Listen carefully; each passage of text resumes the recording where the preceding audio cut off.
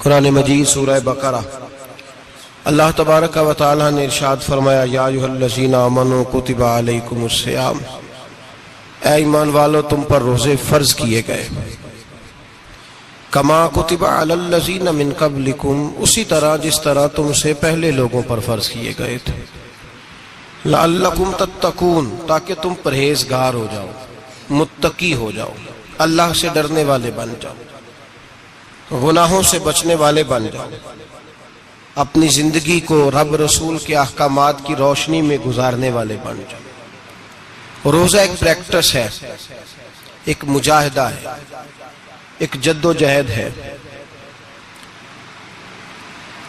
جد و جہد کس چیز کی؟ اللہ کی رضا کے مطابق اپنے آپ کو ڈھالنے کی جد و جہد۔ صوم کا لغوی معنی ہوتا ہے رک جانا۔ حلال رزق سامنے پڑا ہے، حلال مشروب سامنے پڑا ہے، حلال رشتہ بیوی کا موجود ہے، لیکن ان سب چیزوں سے حالت روزہ میں رکنا، اللہ کی رضا کے لیے رکنا، اس کا نام روزہ ہے۔ صوم کا معنی رکنے کے ہیں، پرہیز کرنے کے ہیں، بچنے کے ہیں۔ ہر چیز موجود ہے لیکن اللہ کا حکم نہیں ہے تو لہٰذا کھا نہیں سکتے۔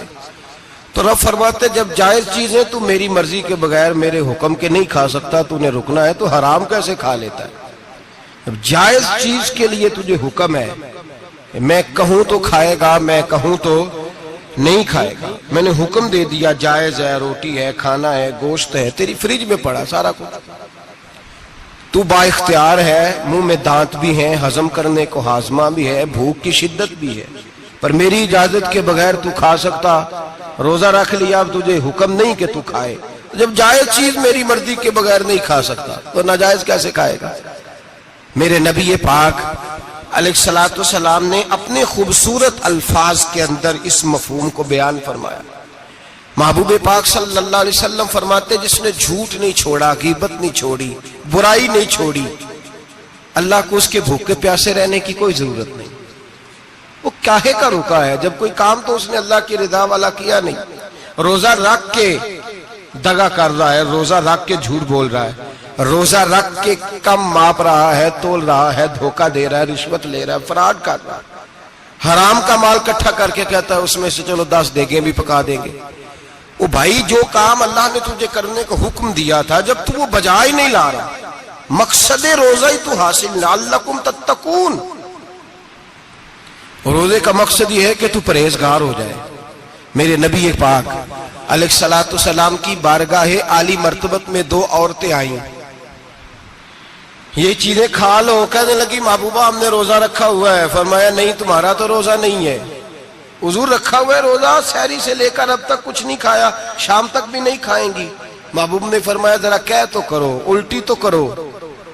کہہ کی تو ان کے حلق سے خون بھی نکلا اور گوشت کے لوتھڑے بھی نکلے، پھوٹیاں بھی نکلی۔ نبی پاک نے فرمایا وہاں بیٹھ کے تم نے اپنے جاننے والوں کی غیبت نہیں کی، چغلی نہیں کھائی؟ خاموش ہو گئیں، گردنیں جھک گئیں۔ نبی پاک نے فرمایا تم نے قرآن نہیں پڑھا کہ جو اپنے بھائی کی غیبت کرتا ہے وہ مردہ بھائی کا گوشت کھاتا ہے؟ تو گوشت کھا کے بھی تمہارا روزہ رہ گیا ہے۔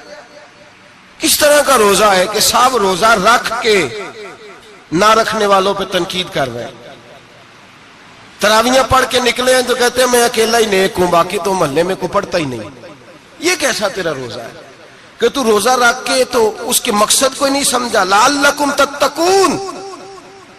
روزہ دار تو وہ ہے کہ روزہ رکھا ہوا ہے، کھانے بھی سے رکا ہے، پینے سے بھی رکا ہے، عمل زوجیہ سے بھی رکا ہے، پھر وہ جھوٹ سے بھی رکے، غیبت سے بھی رکے، بدنگاہی سے بھی رکے، حرام خواری سے بھی رکے، رکے ساری چیزوں سے۔